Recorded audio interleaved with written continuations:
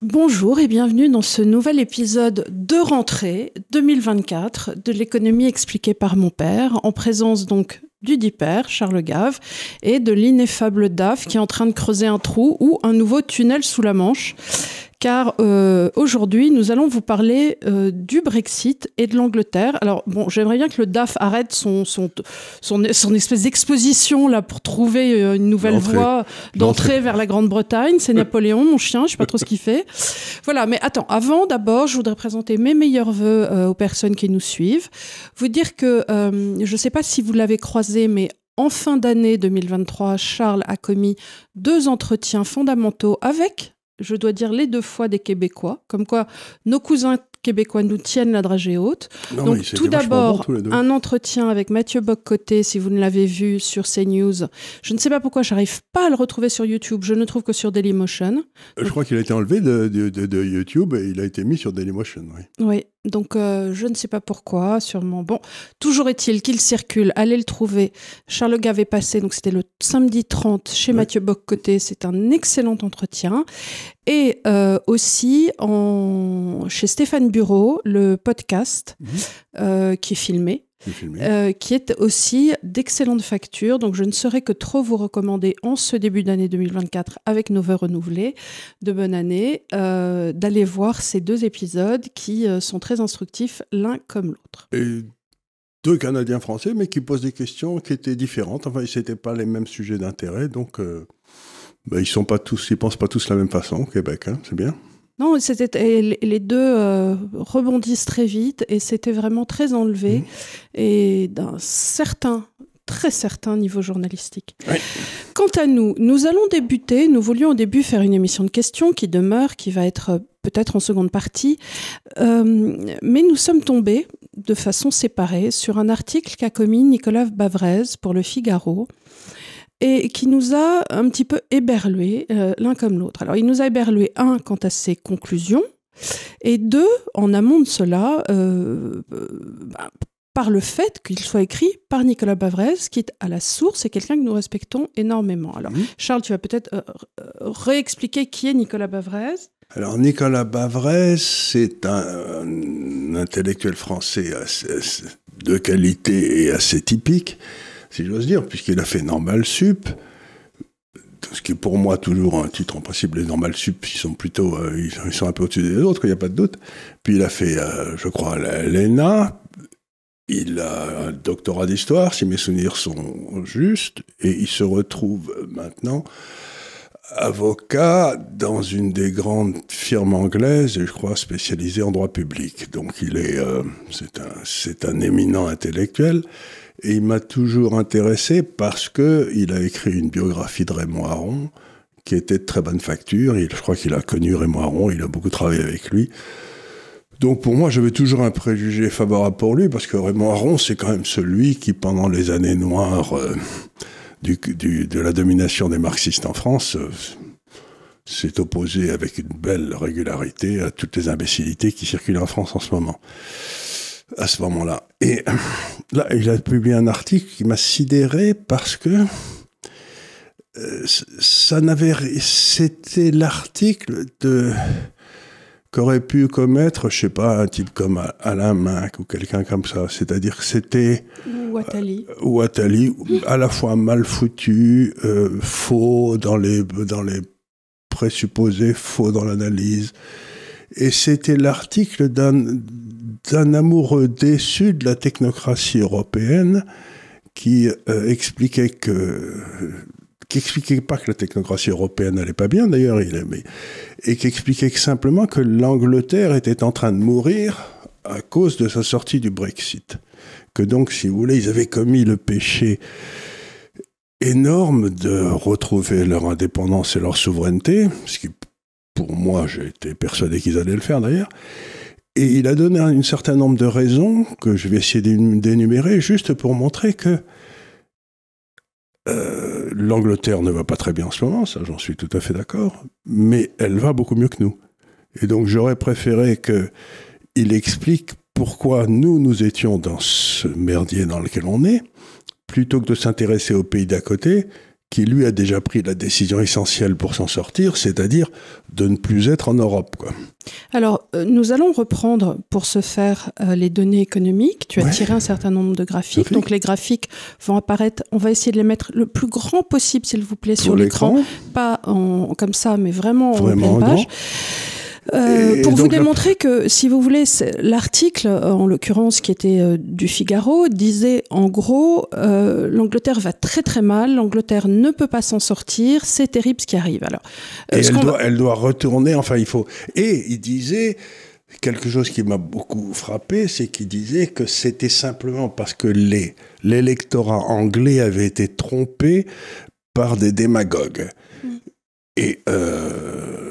moi, personnellement, je ne pense pas que je sois un démagogue, mais je pense sincèrement que tant que la construction européenne de Jacques Delors, qui vient de nous quitter, continue à détruire les nations européennes, il n'y a aucune raison de rester dans cette construction qui est mortifère. C'est-à-dire, c'est à peu près du niveau de l'Union soviétique.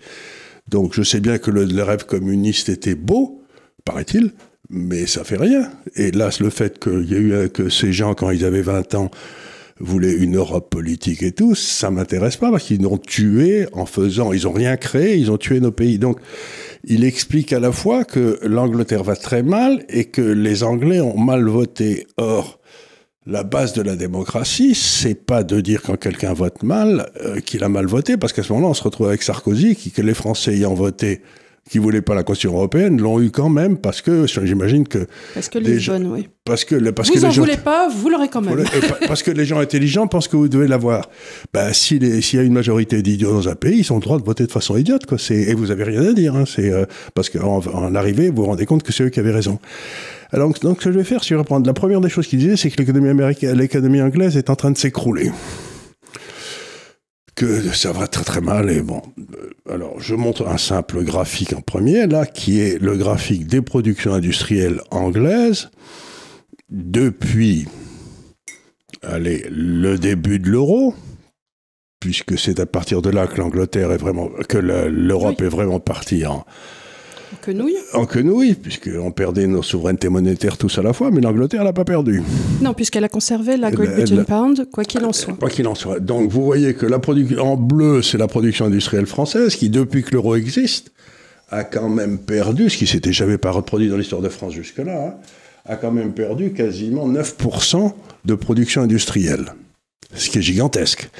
L'Angleterre, elle n'a pas fait terrible, c'est pas terrible, mais elle est en hausse de 2% depuis... Donc, vous voyez, on se retrouve dans un monde où, bon, l'Angleterre, c'est pas le pied. 2% de croissance en 20 ans, je dirais pas de la production industrielle que c'est un énorme succès. Oui. Mais nous, on est à moins 10. Oui. Donc dire que l'Angleterre, oh mon Dieu, l'Angleterre est sortie du Brexit, c'est horrible pour elle, on va tous mourir, alors que nous sommes en dessous de l'Angleterre en production industrielle, dans ces cas-là, que devons-nous penser de l'état de la France ? Et on voit bien que depuis 2015-2016, qui est la date du sortie de l'Angleterre, vous voyez que la France n'a continué à baisser et que l'Angleterre, elle a plutôt montoté, quoi. Oui, c'est-à-dire qu'on a eu le grand trou du Covid. Voilà.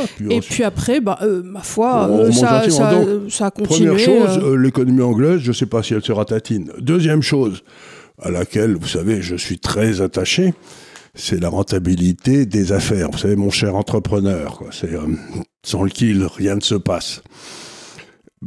La façon dont je regarde ça pour vérifier ce qui se passe dans les pays, c'est que je prends quelque chose qui est publié dans l'INSEE et partout, la marge brute d'autofinancement des entreprises. Alors ça a l'air très simple, mais si vous êtes une boulangère, c'est ce qui vous reste une fois que vous avez tout payé, l'électricité, etc. C'est ce qui reste au milieu, à la fin, si vous voulez, quand vous avez payé vos salariés, quand vous avez payé l'électricité, le loyer et tout, ce qui vous reste, quoi. C'est la marge brute d'autofinancement. Donc, regardez, la ligne bleue, c'est la marge d'autofinancement des entreprises, qui, comme je l'ai signalé, notre dossier sur la désindustrialisation de la France, est passé quand même, attendez, je regarde ça d'ici, je crois qu'on est passé de quelque chose comme 25% du PIB. C'est-à-dire que c'est 25%, à 22,5%, donc on a perdu 2,5 points de PIB, ce qui est monstrueux, de marge des entreprises. Et vous voyez que les entreprises anglaises se baladent à 22,5 depuis 2000, et qui ne s'est rien passé de spécial. Ils ont eu une gamelle en 2001-2002, puis comme ensuite tout le monde, oui. Puis sont remontés. Et aujourd'hui, donc nous, je sais que ça va continuer à baisser, puisque les mêmes causes qui ont produit cette baisse sont toujours là. Et je sais que la marge anglaise va probablement remonter. Donc d'ici quelques temps, la marge brute il sera beaucoup plus rentable d'avoir une entreprise en Angleterre que de l'avoir en France. Donc encore une fois, je vois pas d'où vient cette alarme extraordinaire sur la Grande-Bretagne qui nous a valu cet article calamiteux. Alors il me dit, ils ont perdu des parts de marché, ils n'ont plus le marché européen, il s'effondre, c'est horrible. Oui. Alors maintenant on arrive au troisième. Alors là je vous montre, en haut vous avez les exportations. Vous savez, les exportations c'est quelque chose d'assez important, ça montre si le pays est compétitif ou pas. Mm-hmm. Oui, donc est-ce que vous vendez vos trucs à l'étranger ou est-ce que vous ne les vendez pas, quoi.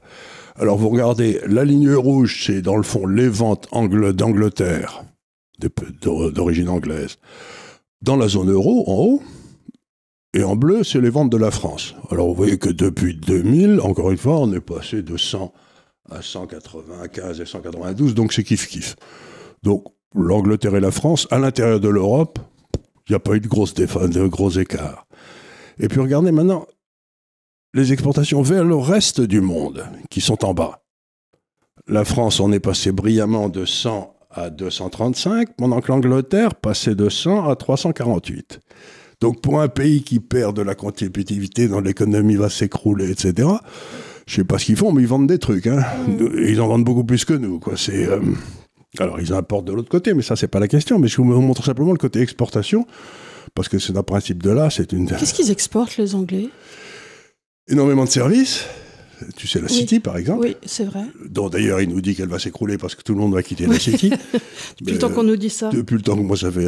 Ils vont tous venir à Paris. Ils vont tous venir à Paris. Il suffit que vous alliez une fois à Bercy et vous comprenez que la City ne viendra jamais à Paris. Parce que, ben voilà, c'est comme ça. De toute façon, il n'y en a plus de marché. Ils ont fermé Brognard et tout se passe de façon électronique. Donc, mais la question, c'est pas où est le marché. S'il est physiquement quelque part, c'est où il facture. Et donc, par exemple, je me souviens il y a quelque temps, j'avais expliqué à des gens, vous savez, la City, elle en a rien à foutre d'être en dehors de l'Europe, parce que elle va continuer à gérer l'argent des Européens dans les filiales des banques et des sociétés de gestion anglaises à Dublin. Mais les gens m'avaient dit, mais c'est pas possible ça, ils vont pas le faire. Ben, j'ai dit, et qu'est-ce qui va les en empêcher? Elles sont en Europe, les sociétés à Dublin. Bien sûr. Donc, ça sera géré à Londres, et puis il y aura des accords de facturation à Dublin, puis c'est tout, quoi. Et donc, s'imaginer que la City est quelque chose qui est domicilié quelque part, c'est domicilié dans la liberté, la City. C'est comme il y a souvent ce bourriquet qui tourne là de taxer les taxes, de taxer les échanges sur les transactions boursières. Ben voilà, ben ça c'est si on taxe les échanges sur les transactions boursières en France, elles iront toutes se passer à Hong Kong, à Singapour, à Kuala Lumpur, j'en sais rien, mais cette idée qu'on peut taxer... Parce que c'est une grande idée de LFI, temps après temps, de dire, voilà, on va taxer le grand capital, on va faire une taxe sur les transactions boursières. Ben oui, c'est comme ça, ils rendront... encore une fois, toute taxe sur le capital, sur l'épargne, comme j'ai essayé de le montrer 20 fois, si on taxe le capital, si on taxe l'épargne, on taxe le futur, le futur. C'est-à-dire que la quantité d'épargne baisse, et donc l'emploi baisse, et la pauvreté augmente. Donc, encore une fois, ce qu'il faut, c'est taxer le travail et les ventes. Et laisser bien les gens épargner pour que la quantité de capital augmente. Mais ça, c'est quelque chose que les gens ont beaucoup de mal à comprendre. Donc, surtout que le problème qu'on a en France, c'est qu'on a assez peu de capital qui appartiennent à des grandes institutions d'épargne. Dans les pays anglo-saxons, il n'y a pas ce truc du grand capital. Quand on pense grand capital en France, on pense à Arnaud. Oui. Et on dit, ah, il est très méchant. Je ne sais pas s'il est très méchant, je m'en fous d'ailleurs. Mais pas plus qu'un autre, j'imagine. Mais quand on pense grand capital en Angleterre, on pense... le fonds de pension, qui est un de nos clients d'ailleurs, des chemins de fer britanniques, ou là, il y a vraiment Lloyds, etc. Il y a vraiment beaucoup de pognon là, oui. Et beaucoup plus qu'on n'en aura jamais Bernard Arnault. Donc, il faudrait peut-être cesser de personnaliser le capital. S'il a une économie bien gérée, son épargne est bien gérée, elle appartient au pays. Mais ça, c'est parce qu'en France, on a cette vision marxiste du capital. Ils l'ont pris. Ils l'ont pris à quelqu'un. Ça m'est égal, mais si on donne plus d'argent aux pensionnés, s'ils en gagnent plus des chemins de fer britanniques, je ne pense pas qu'ils soient malheureux et que ce soit d'être de droite. Enfin bref. Donc ça, c'est simplement, encore une fois, une espèce de crétinerie du logos français. Donc, vous voyez que l'Angleterre n'est pas en train de mourir dans le domaine de l'exportation. Alors maintenant, on va regarder un autre endroit où elle n'est pas. Alors, il dit le chômage est en train de monter, oui. C'est épouvantable. Les pauvres Anglais, ils sont tous en train de mourir dans la rue. Horrible, comme des mouches. Comme des mouches. Londres, horrible. Moi, je vous assure, je vais souvent à Londres.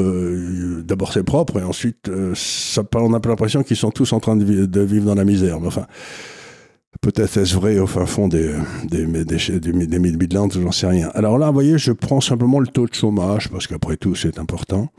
Et je mets les deux taux de chômage, c'est pas un taux de chômage à 6 ou à 7%, c'est que je les ai mis à 100, le taux de chômage, en 2000, le début de l'euro. Vous voyez que le taux de chômage français est très écrasé, c'est-à-dire qu'on sent que c'est une donnée qui est bien manipulée. Quand il doit monter, il monte, comme de 2008 à 2012 pendant les crises mondiales et européennes. Mais vous voyez que le chômage britannique, lui, il pète à la hausse. Ça veut dire que c'est un pays qui est libre, les entreprises, elles peuvent pas survivre. Il y a beaucoup plus de fluctuations. De volatilité dans un sens comme dans l'autre, c'est-à-dire à la hausse ou à la baisse. Évidemment, parce qu'à partir du moment où tu as empêché les gens de virer les gens, etc., ils les rembauchent plus non plus. Oui. Et l'entreprise a moins de rentabilité, puisqu'elle était obligée de garder des gens qu'elle n'avait pas besoin de garder. Donc ça veut dire que les Anglais, ils virent comme des fous, ils embauchent comme des fous, puis ils virent comme des fous, puis ils embauchent comme des fous. Pendant que nous, il ne se passe rien. On n'a pas le même droit du travail. Donc, le choix de prendre un salarié en France. Ça, c'est la ligne Maginot, une fois encore. Voilà. C'est encore la ligne Maginot. Alors là, il est vrai que les taux de chômage, puisque l'Europe est en train de rentrer en récession, est en train de monter en Grande-Bretagne, on le voit bien. Il monte moins en France. Mais sur le résultat de ces politiques de défense, fait qu'aujourd'hui, depuis 20 ans, maintenant 24 ans, vous voyez que le taux de chômage a plus baissé sur 24 ans en Angleterre qu'il n'a baissé en France. Ils ont baissé dans les deux. Donc, encore une fois, vous vous dites, mais de quoi parle-t-il ? Il nous prend vraiment pour des tanches. Autre chose, ce sera l'avant-dernier, après avoir fait des tirades extraordinaires sur le fait que le gouvernement britannique avait été incapable de régler le problème de l'immigration, ce qui m'a doucement fait rigoler, parce que j'ai pas l'impression que le nôtre était particulièrement couronné de succès. Donc, soit on n'en parle pas, soit on ne... Et donc, vous voyez ici, en fait, il fait un fait sur la dette anglaise qui était insoutenable, les taux d'intérêt, je sais pas quoi. Bon, la dette anglaise est élevée, je dis pas que ça va bien, elle est à 100% du PIB, ce qui est pas une bonne idée. Parce que il faut dire que Johnson, dans les dernières années, ça a été une de mes grandes déceptions, parce que je pensais que c'était un type sérieux, un peu farfelu, mais sérieux. Mais en fait, c'était juste un bouffon. Un farfelu. C'était juste un bouffon. Mais enfin, la France, c'est quand même 12% au-dessus. Au-dessus. Et encore, si on doit commencer à regarder les dettes européennes, l'Italie, elle est à quoi, 134 là ? 134, oui. Mais en plus, je pense que dans la dette anglaise, il doit y avoir... je ne suis pas certain de ce que je vais dire, mais nous, on n'a pas du tout... On n'a aucun fonds de capitalisation pour les retraites des fonctionnaires. Des fonctionnaires. Alors que je suis bien certain que les Anglais doivent en avoir. Oui, elles sont hors bilan chez nous, non ? Oui, elles sont hors bilan. Non, elles sont... Il n'y en a pas ? Il n'y a pas. On n'a jamais rien fait. Ah, donc ils se retrouvent nus comme des vers si...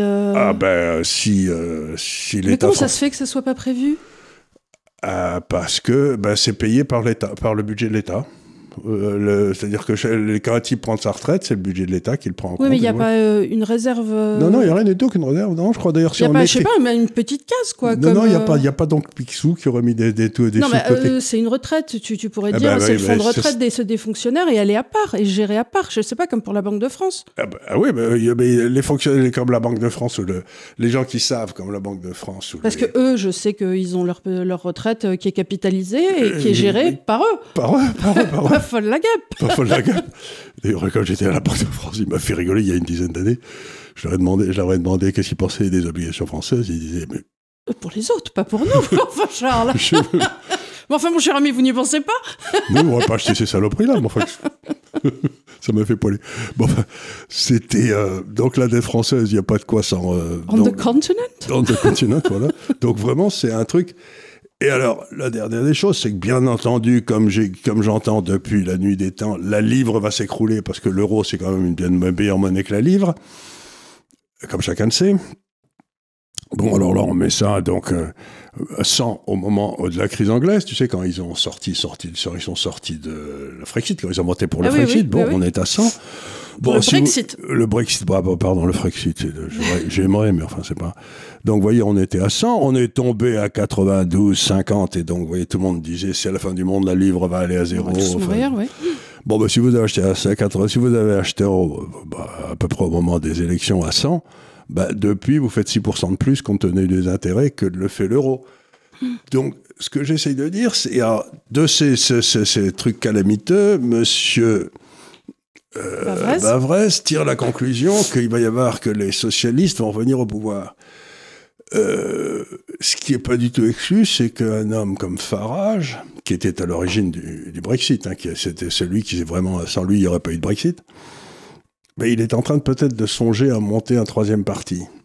Alors, s'il y a un troisième parti où il y a les vrais partisans du Brexit qui doivent faire 35 ou 40% des votes encore, facile, les conservateurs qui ont montré leur incompétence depuis maintenant très longtemps, et les travaillistes qui sont fous comme des lapins, je suis bien certain que personne ne peut faire dans un truc où c'est le scrutin uninominal majoritaire à un tour, personne ne sait qui sort de ce truc où il y aurait 3 candidats. Et celui qui fait 34 et les 2 autres font 33-33, il est élu. Et s'il fait 34 partout, vous avez un truc où il n'y aura que des partisans de Farage. Donc, ce que je veux dire par là, c'est que faire une hypothèse aujourd'hui, plus d'1 an avant, sur quels vont être les résultats des élections, sans savoir qui même va y être, et en pensant que ce sera comme toujours les conservateurs et les travaillistes, ça me paraît très léger comme raisonnement. Sachant en plus qu'en ce moment, si on regarde de notre côté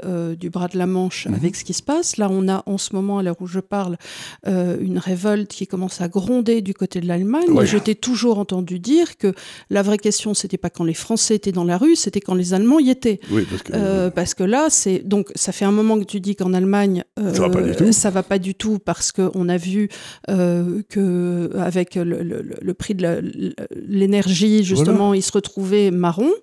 Et là, il y a véritablement une révolte des agriculteurs parce qu'ils n'arrivent pas à joindre les deux bouts. Tu as tout à fait raison de manifester, mais surtout ce qu'on voit, c'est que M. Bavrez nous explique qu'il y a eu une espèce de rupture. Il y avait, avant le Brexit, tout allait bien. Après le Brexit, tout allait mal. Mais tu regardes mes graphiques, tu la vois nulle part, cette rupture. Il ne s'est rien passé de spécial.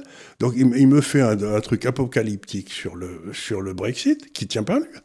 Et si l'Europe c'était tellement bien, pourquoi y a-t-il ces émeutes en Allemagne, ces révoltes, etc. Donc, la France va pas bien, l'Italie va pas bien, l'Allemagne va pas bien. Et il vient me parler de l'Angleterre qui est en train d'essayer de s'en sortir.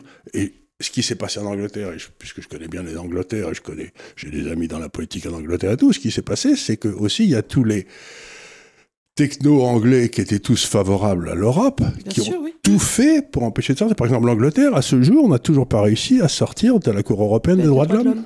Elle n'a toujours pas réussi parce qu'il y a des tels... il y a la Cour suprême qui n'existait pas, qui est une saloperie qui a été inventée par... Ah oui, c'est le sparadrap du capitaine Haddock, ils arrivent pas. Ils n'arrivent pas, exactement. Ils sont là, ça colle, ils reviennent dans une pièce, ils n'y arrivent pas. Ils n'y arrivent pas. C'est le sparadrap du capitaine Haddock. Et donc, ce débat, sortir de l'Europe, c'est la sortie d'Europe a été sabotée par tous les hauts fonctionnaires britanniques, comme quelqu'un qui voudrait le faire en France le ferait. Donc, on ne peut pas faire, ce que je tire comme de leçon, c'est qu'on ne peut pas imaginer qu'on puisse sortir la France de ce merdier dans lequel on est, si on ne remplace pas littéralement, si on ne met pas toute la fonction publique en France à la retraite. Ou alors aux affaires sociales à Tulle, quoi. Je ne sais rien, j'ai rien contre Tulle d'ailleurs, mais... mais tu vois ce que je veux dire, un endroit où il n'y a plus rien ne se passe, quoi. Et donc j'ai été stupéfait par cet article parce que pour moi, un homme qui avait été formé par Raymond Aron devait partir des faits pour essayer de comprendre le monde. Or là, il part exactement comme un communiste dans les années 50. Ou un avocat. Il part de ce qu'il veut démontrer, et il assène des vérités qui n'en sont pas. Sans chiffres. Sans chiffres. L'Angleterre va très mal. Enfin, si tu dis à un Français n'importe où, l'Angleterre va très mal, ils sont tous d'accord. Quoi. Oui, non, mais ça... L'Angleterre va toujours très mal depuis très longtemps, depuis qu'ils ont battu. C'est les histoires. On est toujours contre l'Angleterre quand on joue au rugby. Ça me paraît... C'est ce que dit mon fils. Il dit... Tout joueur de rugby, tout supporter de rugby a deux équipes qui supportent. La sienne, bien entendu, et celle qui joue contre l'Angleterre. Y a pas de n'importe qui joue contre l'Angleterre. L'Irlande, on est pour. L'Écosse, on est pour. Et on est très content quand ils se font battre. Il y a aussi, donc si vous dites à un Français l'Angleterre va mal, vous allez être immédiatement très populaire. Mais je trouve que de la part d'un élève de Raymond Aron, c'est d'une légèreté de partir de ses a priori préférentiels. Il a été partisan de l'euro, il a été partisan de la souveraineté européenne, il a été partisan de tous les trucs dont on voit aujourd'hui que ça marche pas. Mais ce qu'il y a de très bizarre, alors en revanche, c'est que moi je me souviens d'une longue conférence de Nicolas Bavrez à l'époque, donnée pour l'Institut Turgot, on doit être en 94, oui. 96, je crois qu'on peut encore la trouver sur Internet, et qui expliquait très bien d'ailleurs pourquoi l'euro n'allait pas fonctionner non plus, comme toi à l'époque. Oui. Donc c'est quand même très étrange, alors que structurellement, c'était quelqu'un qui justement remettait en cause le fait que nos souverainetés allaient être mises à mal. Et donc, il était, à mon avis, plus proche de Seguin que de l'or. Voilà. Donc c'est très désarçonnant parce Quand est-ce qu'il a viré sa cutie ? Non, mais peut-être qu'il le pense, mais en tous les cas, ça n'est pas un bon article dans la mesure où les faits, on ne peut pas. Il n'y a pas plusieurs vérités. La vérité est. Or, si on prend les données telles qu'on vient de les sortir, qui sont des données de l'OCDE, encore une fois, on ne dit pas que l'Angleterre va bien. On ne dit pas que l'Angleterre va bien. Mais on dit que la France va beaucoup plus mal. Donc, dans ces cas-là, mettons les choses à plat. On ne peut pas dire l'Angleterre va très mal sans dire alors, dans ces cas-là, tous les matins, comme nous le faisons, la France va très très mal. Et l'Italie aussi, dans ces cas-là. Et l'Allemagne maintenant. Et l'Allemagne maintenant. Donc, et on ne peut pas dire que c'est la faute du Brexit. Parce que, bon, eux, ils sont sortis, mais nous, on y est restés et on va beaucoup plus mal. Et on va beaucoup plus mal. Donc, sur toutes les données qu'on a données comparatives. Donc nous sommes ouverts au débat, mais en tout cas, force est de constater, surpris, voilà. On n'a pas été déçus en bien. On n'a pas été déçus en bien. On n'a pas du tout été déçus en bien. Voilà. Alors en d'autres termes, je m'attendais à mieux. Voilà. Oui, voilà. Mauvaise copie. Mauvaise copie, doit revoir sa copie. Et nous fûmes aussi déçus de trouver ce papier dans les tribunes du Figaro, qui, nous pensions, était un journal qui tenait à avoir une certaine tenue intellectuelle et analytique. Donc, écoutez, alors parfois il y a des ratés, c'est pas grave. Mais ça compte dans la moyenne générale. Oui, voilà.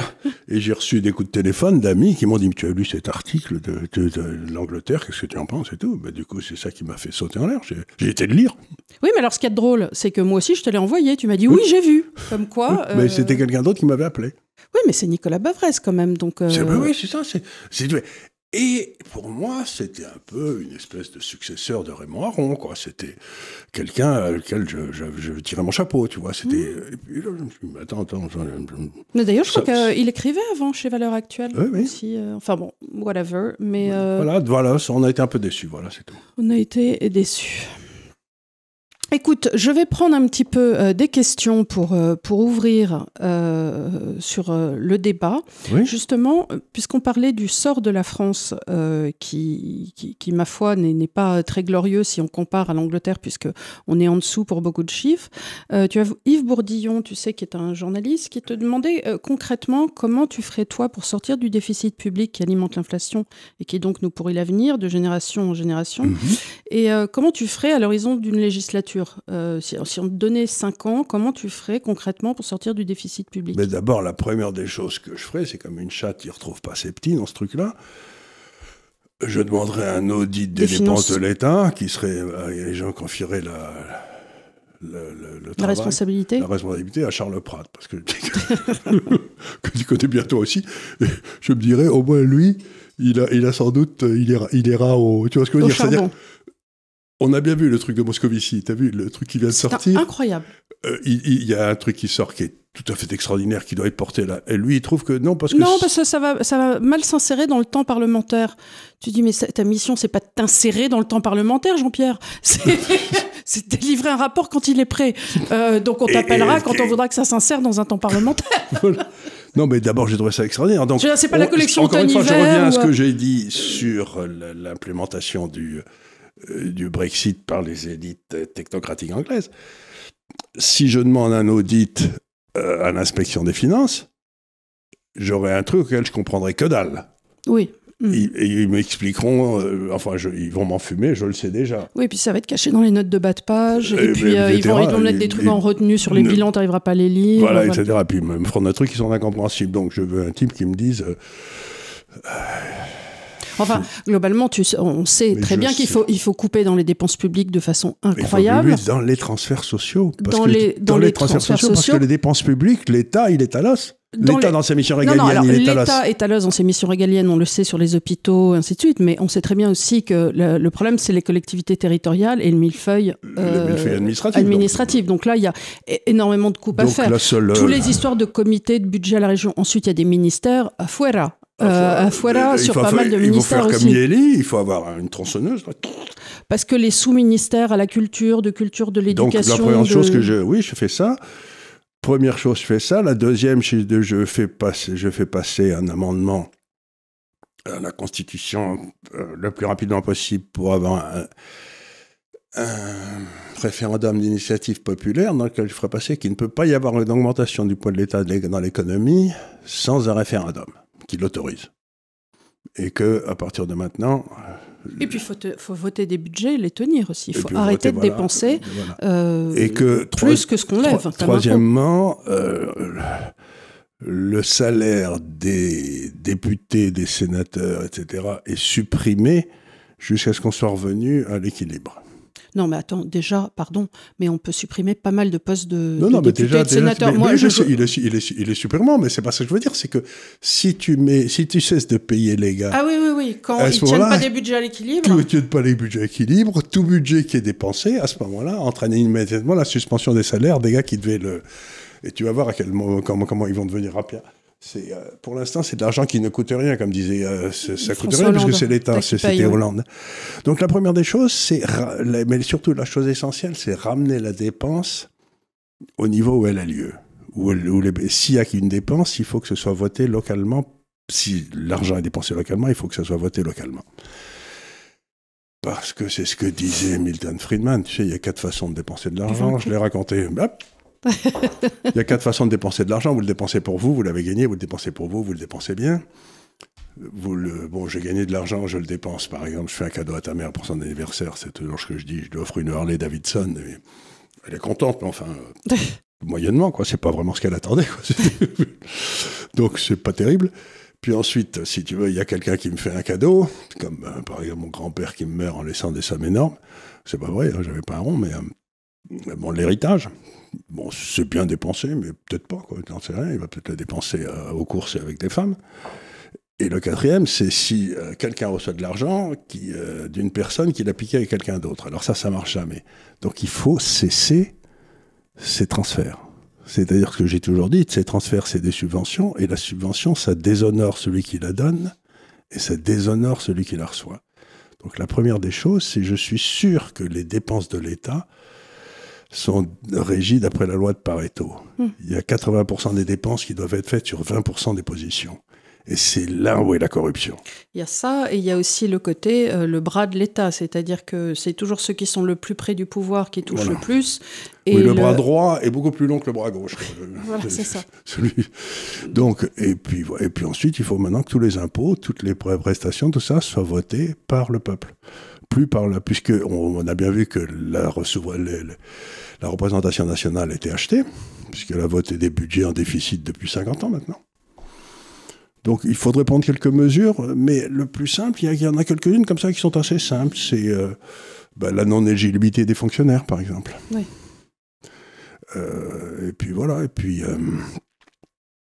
Mais dans l'état de la dette actuelle, La seule façon de s'en sortir, c'est que le taux de croissance de la France devienne supérieur au taux d'intérêt sur la dette, ce qu'on n'a pas fait depuis des années. 74, donc, et ce qu'on ne peut pas faire si on reste dans le carcan de l'Europe actuelle. Il y a maintenant, l'Europe est devenue une machine à empêcher de croître. Au départ, on a gagné parce que les marchés s'ouvraient.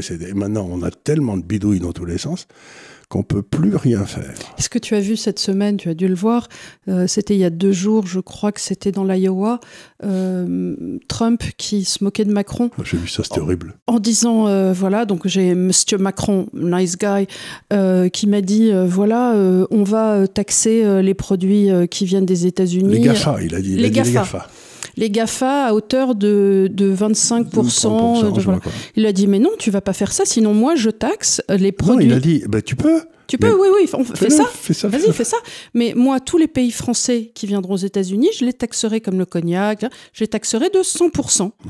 Ah mais non, tu peux pas faire ça. Et finalement, ils l'ont pas fait. C'est toujours quand les gens vous disent, et c'est toujours ce que tu dis, quand les gens disent on va faire des mesures protectionnistes, je dis mais allez-y les gars, faites des mesures protectionnistes, mais qu'est-ce qui empêche le pays d'à côté, et quand c'est les États-Unis, de faire aussi des mesures protectionnistes sur les pays d'import. Et à ce moment-là, s'il fait ça, le cours de bourse de Bernard Arnault s'écroule. De LVMH s'écroule. Et L'Oréal sûrement aussi, enfin pas mal de produits. Donc encore une fois, on a signé à cause de l'Europe des traités commerciaux imbéciles où la quasi-totalité des entreprises américaines qui opèrent en Europe, leurs profits apparaissent de façon stupéfiante en Irlande, où ils sont taxés à 1 ou 2% à la place d'être taxés chez nous. Je crois que Starbucks, c'est ça aussi. Tout Microsoft, tout remonte. etc. Donc, on a signé ça, donc on est obligé de respecter ça, sauf à sortir de l'Europe. Donc, encore une fois, tant qu'on n'aura pas repris notre liberté, nos souverainetés, pour revenir à ce que j'ai déjà dit dans le passé, je crois que on va doucement mais sûrement vers une perte de souveraineté telle que le fiscal, politique, etc., que la France va cesser d'exister. Je crois que c'est ça. Donc, la réponse à cette question, c'est il n'y a pas de retour à la croissance sans retour à la souveraineté. Et alors, c'est assez intéressant que tu parles de ça, parce que je vais ouvrir sur... c'est des questions qui reviennent aussi, mais qui sont quand même intéressantes. C'est-à-dire, quand les gens parlent aujourd'hui de cette décroissance quelque part molle qu'on aurait dans nos pays... mais elle évolue. C'est perdre de vue, quelque part, que pendant ce temps-là, il y a toute une partie du monde... mais de l'autre côté, ça boum, là, je t'assure. Il y a tout un axe... qui va, surtout avec l'Inde, qui est en train de se développer. On va souvent en parler ici. Mais là, moi, je viens de passer une grande semaine au Maroc. Bon, vous savez que j'ai passé du temps en Afrique du Nord quand j'étais jeune, etc. J'ai été honnêtement stupéfait par ce que j'ai vu au Maroc. C'est un pays où les villes sont nickel, vous pourriez manger par terre.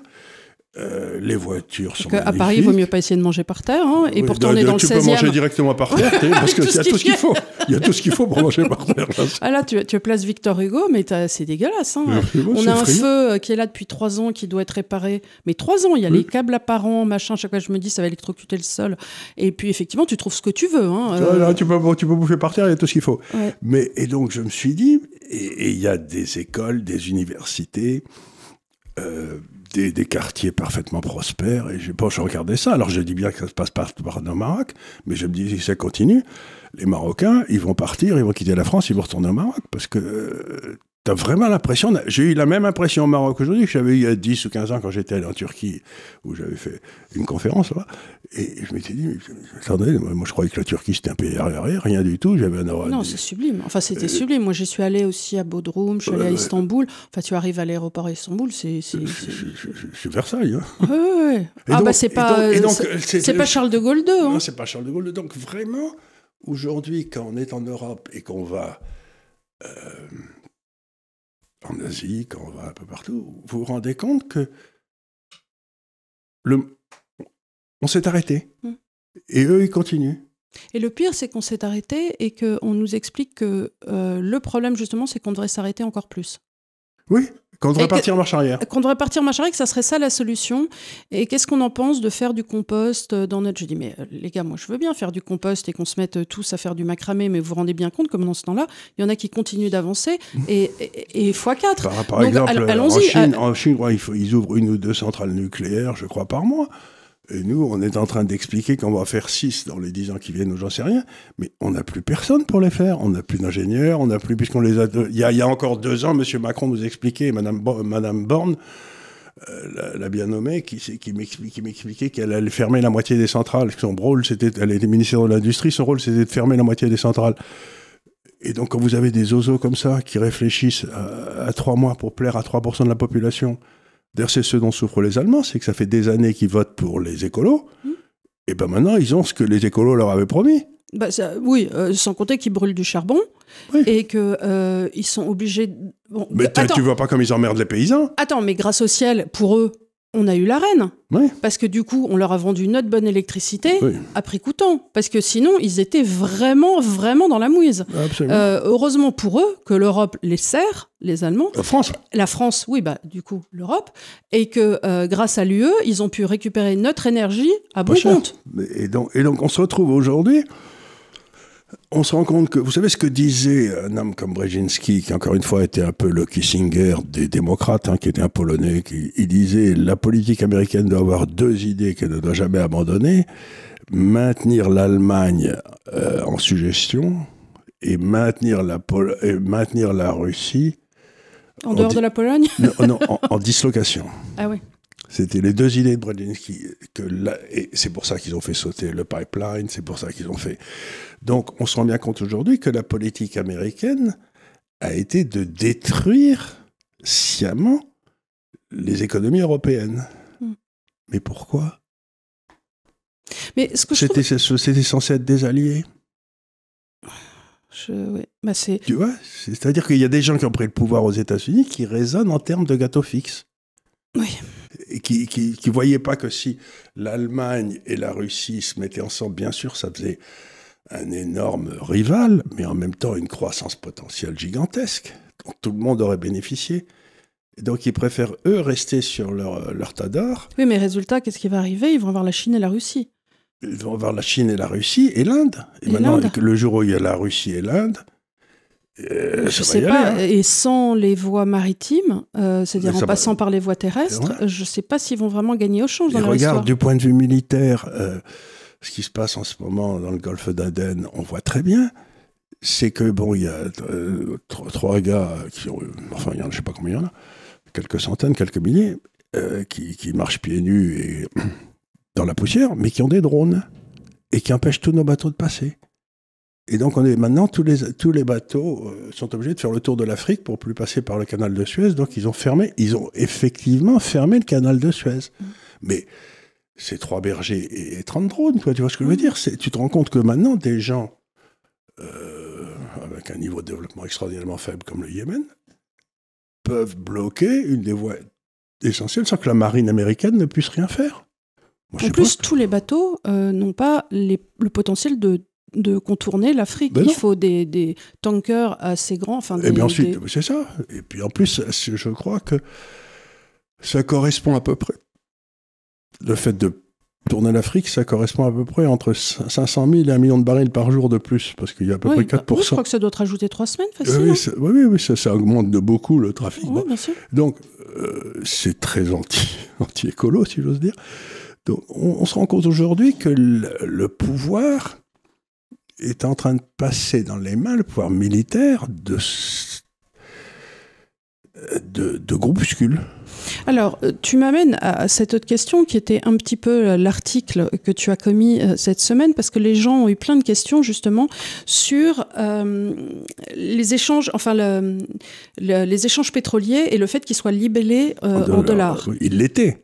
Oui, alors justement, les gens voulaient savoir, dans l'article de cette semaine, quand tu dis que les 20%, les 80% dont tu parles, d'où tu tenais ces chiffres ? Parce que tu as dit... Le 20%, c'est officiel, c'est dans tous les statistiques maintenant de paiement, etc. Maintenant, il y a 20% du pétrole qui n'est plus payé en dollars, par exemple. Alors, parce que quand la Russie, maintenant, vend son pétrole donc, à l'Inde. En dehors de SWIFT. En dehors de SWIFT, et elle le vend en roupies. D'accord. Donc, en roupies, bon. Donc, parce que les gens, en général, sortent les statistiques, mais de Swift. Alors, ils disent, dans Swift... non, Swift, il y a toujours 100% de dollars. Hein. On est d'accord. Mais bien sûr, bien sûr. Oui, donc, il faut regarder, parce qu'ils me sortent ça en me disant, mais non, Charles dit... Je dis, évidemment, vous me sortez Swift, bande de gros malins. Bien sûr. Le Qatar et l'Arabie Saoudite vendent leur pétrole maintenant à la Chine en yuan. Ce qui est quand même gigantesque, quoi. Donc, il y a déjà le Qatar, l'Arabie Saoudite. Je crois que le Brésil aussi est passé dans sa monnaie. Donc, il y a quand même toute une série de très grands BRICS, etc., qui commencent vraiment à... Et ce que j'essaie d'expliquer dans cet article, c'est que ça va nous faire passer d'un système complètement centralisé autour du dollar à un système qui est complètement décentralisé, ce qui, pour moi, en tant qu'économiste, va me créer des problèmes, parce que du coup, j'aurai plus vraiment de statistiques fiables sur les exportations ou les importations. Parce que si l'Inde se met à exporter, je sais pas, la Malaisie en roupies et que ça passe pas par SWIFT et que personne ne déclare ni d'un côté ni de l'autre, ou que les statistiques sont pas réconciliables, moi je vais avoir aucune idée du développement du commerce mondial. Alors, oui, mais il y a bien quelqu'un quelque part qui va s'occuper de trouver ces statistiques, non? Mais tu te rends compte, c'est le merdier que ça va être. Puis encore faut-il que ce soit pas un secret. Oui, entre les deux pays. Un secret d'État. Tu n'en sais rien. Donc ça va. Autrefois, comme tout passait par le dollar, oui, tu s'il y voyais... avait des paiements, tu disais c'est pour une importation. Bon. Mais aujourd'hui, comme ça va passer par l'échange entre le dollar de Singapour et la monnaie malaisienne, vous allez... pour trouver les exportations, ça va être bonne chance les gars, ça va être un merdier pas possible. Du coup, oui, mais alors comment tu vas savoir où investir? Bonne question. Justement, j'avais des tas de... Mais surtout, comment tu vas savoir comment contrôler? Alors ça me pose moins de problèmes, moi le contrôle, je suis pas... Le donc, contrôle me pose pas de problème. Je suis pour le merdier. Oui, c'est toujours bien. Mais en tant qu'investisseur, tu te dis, où est-ce que je mets mes pépettes, dans quel pays, si je peux pas voir regarder les chiffres. J'ai une très belle histoire comme ça. C'est le gouverneur de Hong Kong qui a créé Hong Kong, qui était un homme tout à fait remarquable, qui a créé cette espèce de liberté totale qui règne à Hong Kong, qui est tout à fait agréable. Et... il y a un jour un haut fonctionnaire qui vient le voir, c'était il y a une quarantaine d'années, qui dit « Monsieur le gouverneur, j'ai une très mauvaise nouvelle. » Bon, dit le gars, dites-moi. Et le type lui dit « Vous savez quoi, Hong Kong a une balance commerciale déficitaire. » C'est-à-dire qu'ils... je sais ce que c'est. Ah bon, dit le gouverneur, je vais prendre une décision tout de suite. Ah oui, dit le haut fonctionnaire très intéressé. Qu'est-ce que vous allez faire? Je vais interdire la publication des statistiques du commerce extérieur de Hong Kong. Comme ça. Parce que si personne tombe... Imagine, Hong Kong avait probablement parce qu'ils étaient en plein boom à ce moment-là, mais donc automatiquement les taux d'intérêt allaient monter, ça allait faire baisser la demande, puis ça allait se rétablir. Donc lui, ce que disait ce fonctionnaire, c'est surtout ne faisons pas des choses pour empêcher le retour à l'équilibre. Parce qu'il dit, si tout le monde d'un seul coup se met à prendre des mesures restrictives parce qu'ils ont des déficits, ça va nous entraîner dans une dépression, comme on l'a vu dans les années 30, alors qu'on aurait foutu bien la paix à tout le monde, il serait rien passé, quoi. Donc, encore une fois, ça nous fait passer d'un monde extraordinairement organisé et donc fragile à un monde extraordinairement désorganisé, merdique et donc antifragile. Pour les pays qui vont avoir une croissance et qui vont faire partie de la désorganisation désorganisée. Mais nous, on fait partie d'une espèce d'organisation désorganisée qui est notre État. En plus, l'Europe, on a deux niveaux de... On a deux niveaux de désorganisation organisée. Donc, ça veut dire que nous, on sera obligés de continuer à faire les trucs... À se partager des bouts de gruyère râpés. Voilà, mais dans lequel il y a que des trous. Donc dans lequel il y a que des trous, de plus en plus de trous. Donc... Et eux, ils vont boomer et on ne sera pas au courant. Et on ne sera pas au courant, mais c'est pour ça que moi je dis aux gens,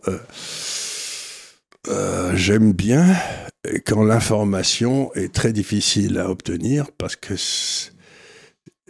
dès que l'information devient trop facile à obtenir, le gouvernement a des idées, il se crée des problèmes avec, tu vois, par exemple, on a un déficit extérieur. Oui, et alors, ça peut être une bonne nouvelle, un déficit extérieur. Parce que ça veut dire quoi? Ça veut dire que, imagine, la France marche tellement bien que tous les étrangers veulent acheter des appartements à Paris. Ouais. Donc tu vas avoir des rentrées de capitaux monstrueuses en France. Oui, c'est sûr. Et comme la balance des paiements s'additionne à 0, si tu as un gros plus là-haut, tu auras un gros moins là. Oui, c'est sûr. Et donc, qu'est-ce que tu fais? Tu empêches les gens d'importer? Et qu'est-ce qu'ils vont faire de leur fric? Ça, c'est dans l'idée sympa où tu as des rentrées de capitaux, mais sinon, c'est simplement que tu produis pas assez, que tu es obligé ça, c'est autre chose. Mais tu as un cas où la balance commerciale est une très bonne nouvelle. La balance commerciale déficitaire est une très bonne nouvelle. La plupart des pays en développement ont des balances commerciales déficitaires. Bien sûr. Puisqu'ils développent plus vite que les autres. Le problème chez nous, c'est que c'est un peu parce qu'on ne produit plus rien à cause de notre industrie à la ramasse et qu'on est obligé de tout importer. Voilà, ça c'est sûr. Ça, mais... Voilà, et que les gens... Mais si on n'avait pas un faux taux de change, à ce moment-là, le taux de change s'écroulerait et on se retrouverait automatiquement en train de faire des choses à nouveau. Oui, tu vois ce que je veux dire, c'est les blocages qu'on a fait. C'est le blocage du taux de change qui rend cette situation inévitable. Donc, encore une fois, on va passer d'un monde...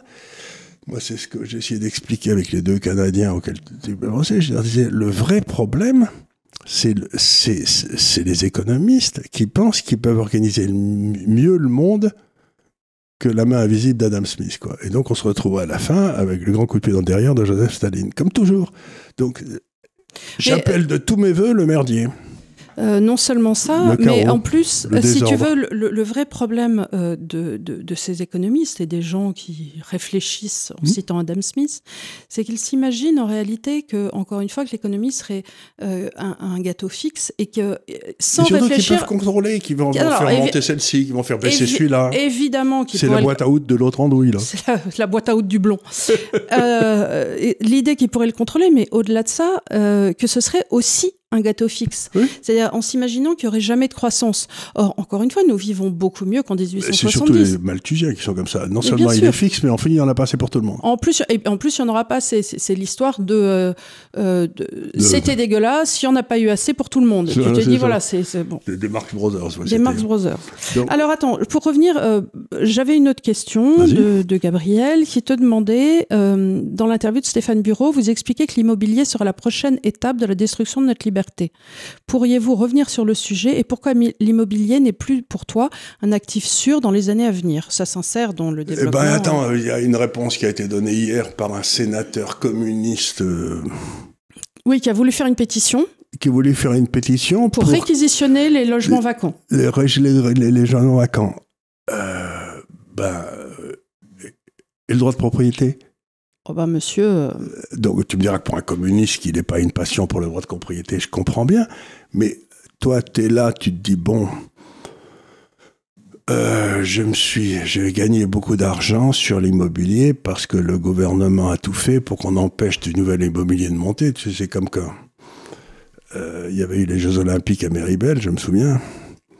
Et ils avaient bloqué la construction de la chalet ou je sais pas quoi, et du coup, le prix des chalets montait comme des fusées de ceux qui existaient, quoi.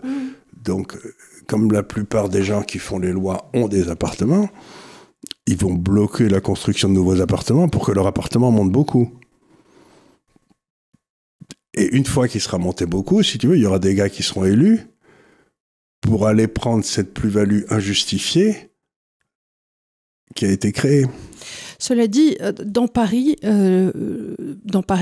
Petite Couronne, intérieur du périph', je ne pense pas qu'on puisse développer le parc immobilier tellement plus que ça. Je veux dire, il y a un moment... Bon, alors, imaginons, tu réquisitionnes le bois de Boulogne pour faire des logements... Non, tu ne fais pas des logements comme ça. Mais je ne sais pas, ce que tu peux faire...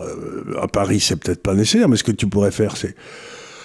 Parce qu'il y a quand même déjà une densité urbaine qui est... Tu fais un train rapide qui va de la porte de la gare du Nord aux plaines Picardes, là, qui met 20 minutes, et puis là, tu fais des tas de développement. Et là... Mais alors, ça, on aurait dû commencer dans les années 80, parce qu'on a effectivement, on s'est tablé sur le RER, et que ce soit les 3, ABC, ce sont des catastrophes. Et on le sait, déjà en l'état. Mais aujourd'hui, regarde ce qui se passe aujourd'hui, c'est qu'il y a des tas de gens qui vivent à Orléans ou à Tours, et qui viennent travailler tous les jours à Paris. Oui, alors ça amène justement ce que je voulais dire. Moi, j'ai vu ça pendant le confinement, c'est-à-dire des gens qui finalement ont dit, bon, bah, avec le télétravail et ainsi de suite, je vais vendre le grand appartement de Paris, je me mets à Tours et je viens 2 fois par semaine à Paris où j'achète un petit studio. Donc le petit studio en question, effectivement, n'est pas occupé pendant 6 jours. On va le réquisitionner pour... Je dis, mais c'est dégueulasse, c'est des gens qui ont choisi effectivement, mais libérer... d'abord, il n'y a pas de raison de réquisitionner quoi que ce soit. On n'est pas en temps de guerre. Le marché existe, la liberté existe, le sénateur socialiste, s'il veut réquisitionner, communiste, s'il veut réquisitionner quelque chose, qu'il aille en Corée du Nord. De toute façon, le socialisme et vivre n'est en jamais Corée du Nord, ça sera le pied. Oui, mais surtout qu'il parte en Corée du Nord, parce que là... Donc, ce que je veux dire, c'est qu'à partir du moment où on a tout fait pour que l'essentiel de la richesse d'un pays soit dans de l'immobilier existant, et non pas dans de l'immobilier futur, et que... tu as des gens qui pensent que le droit de propriété n'existe pas. Ne t'imagine pas que tu as en quelque sorte un pot d'or dans un bidonville.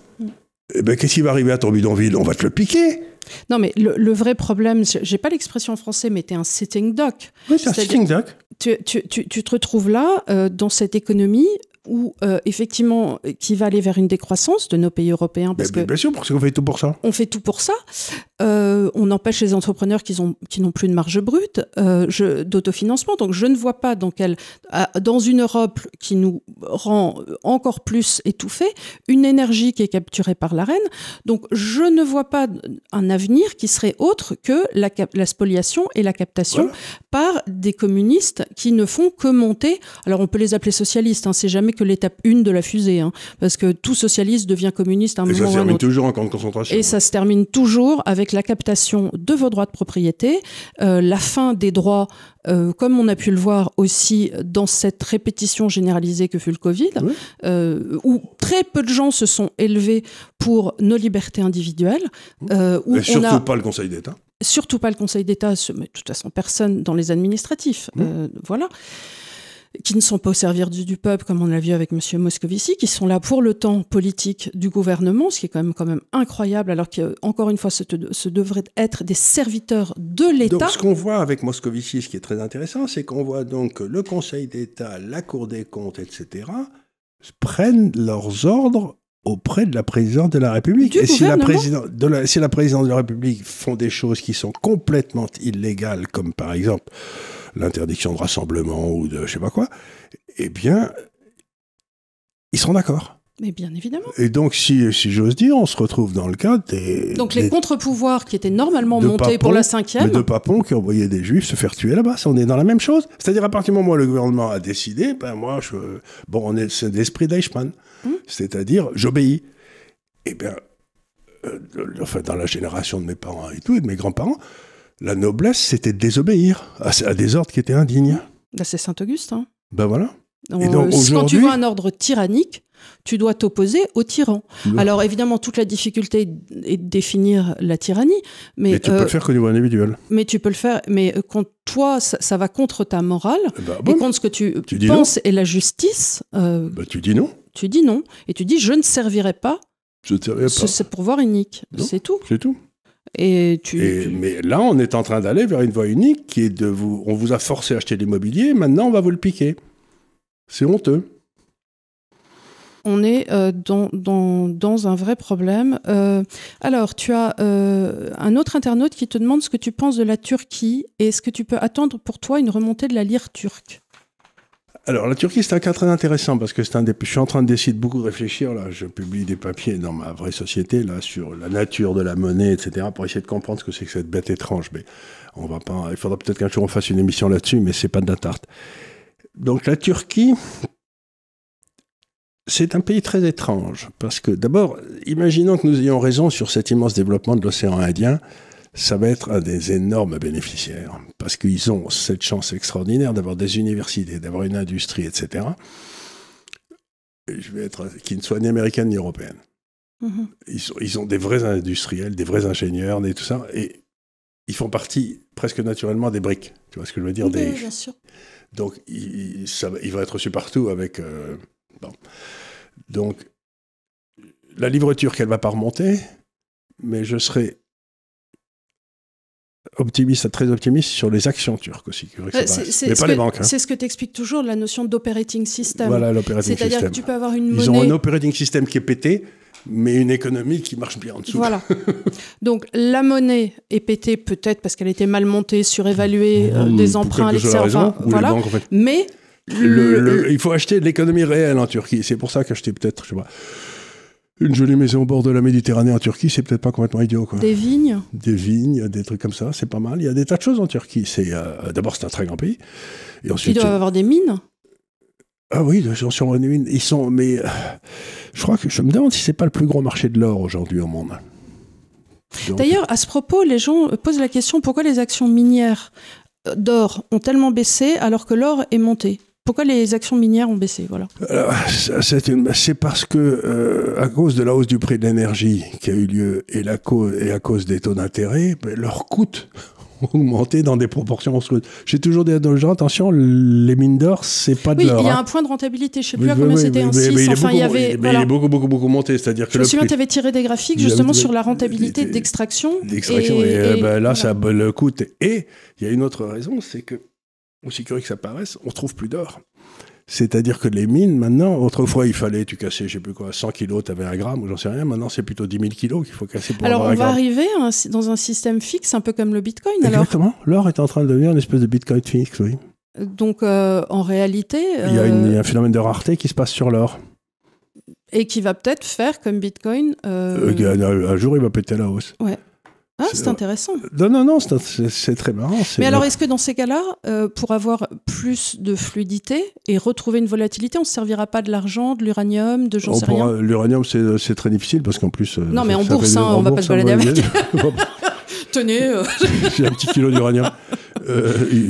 Ça va vous donner des maladies de poumon, mais c'est pas grave. Oui, voilà. C'est naturel, écoutez, franchement. C'est naturel.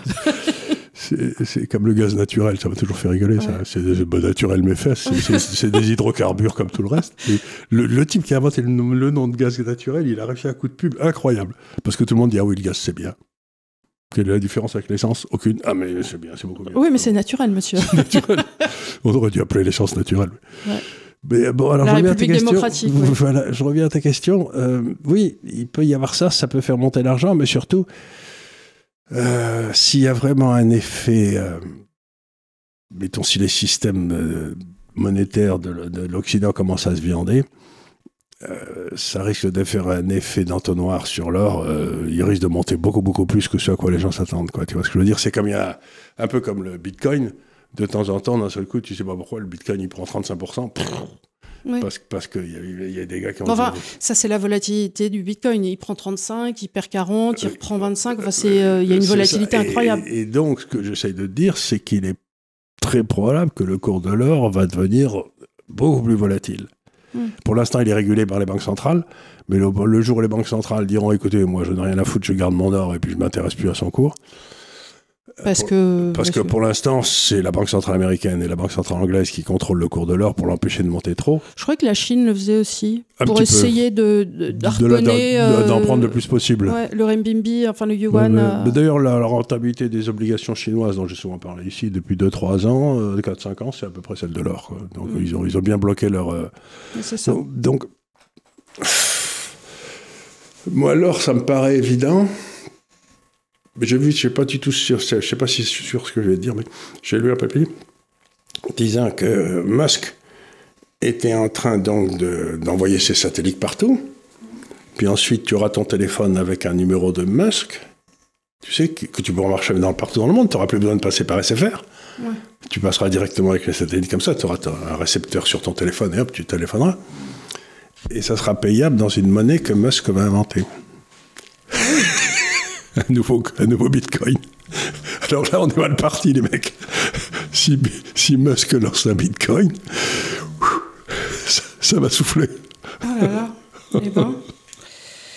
Écoute, je crois qu'on a fait un petit tour. Alors, je ne sais pas, la semaine prochaine, peut-être qu'on reprendra un petit peu des questions parce que j'en avais plus. Enfin, on verra.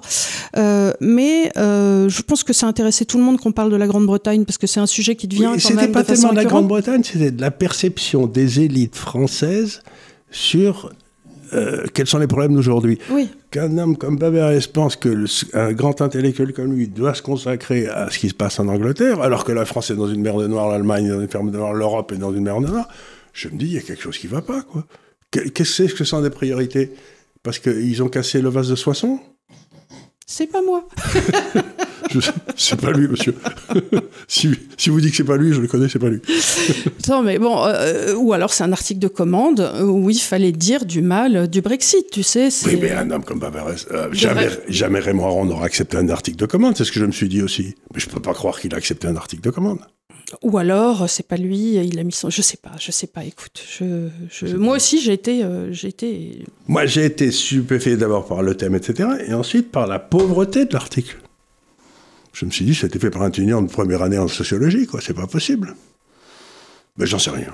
Écoute, on n'aura pas la réponse à cette question, mais on espère vous avoir démontré en tout cas que les faits de cet article étaient faux. Et que présupposer que l'Angleterre allait plus mal que les autres était faux. Et que de toute façon, il n'était pas chiffré, donc tout était... Au niveau de l'invective.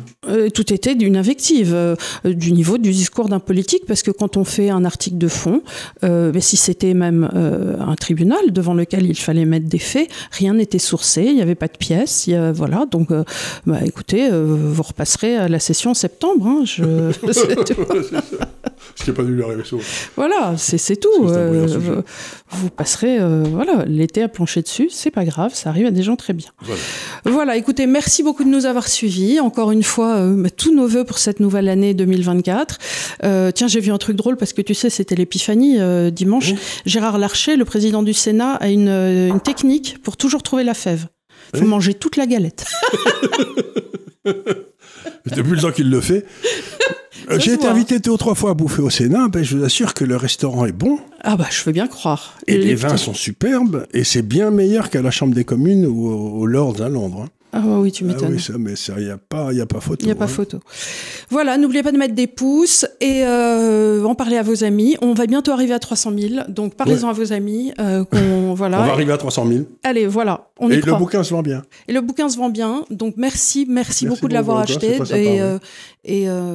Voilà, on vous retrouve très vite. À la semaine prochaine. Et on est le numéro le plus vendu en France et personne n'en parle.